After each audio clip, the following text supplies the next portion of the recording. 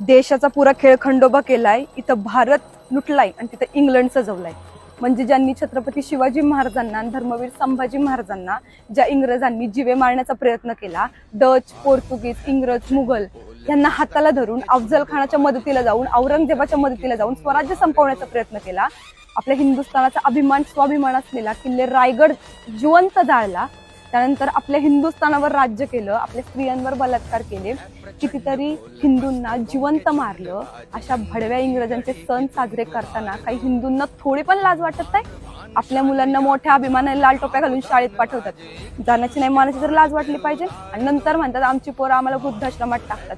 मग त्यांनी काय तुझी पूजा केली पाहिजे का? तुम्ही संस्कारच सांता क्लॉजचे दिल्यावर पोरगा श्रावण बाळ बनणारच कसा? त्यांना संस्कार द्या। छत्रपती शिवाजी महाराज, गुरु गोविंद सिंग, संभाजी महाराज, महाराणा प्रताप, पोरींना संस्कार द्या। राणी लक्ष्मीबाई झाल्या, जिजाऊ झाल्या, ताराणी झाल्या, येसुबाई झाल्या, सावित्रीबाई फुले झाल्या, यांचे संस्कार तुम्ही मुलांमध्ये रुजवा। आधी स्वतःची संस्कृती स्वतःच्या मुलांना शिकवा, मग मुलं पुढे जाऊन तुम्हाला सांभाळतील। मुलांना दोष देऊन उपयोग नसतो, आपण तसं वागायला लागतो। आता ह्याला तुम्ही मला धर्मवाद म्हणा, जातीवाद म्हणा, तुम्ही धर्मवादी पण आहे, जातीवादी पण आहे, पण एक गोष्ट लक्षात ठेवायची आणि नीट ऐकायची, हा हिंदुस्थान हिंदूंचा आहे आणि ही भूमी आहे ना कुठल्या सॅन्टाची नाही, तर आमच्या संतांची आहे। ऐकलं का? राम राम।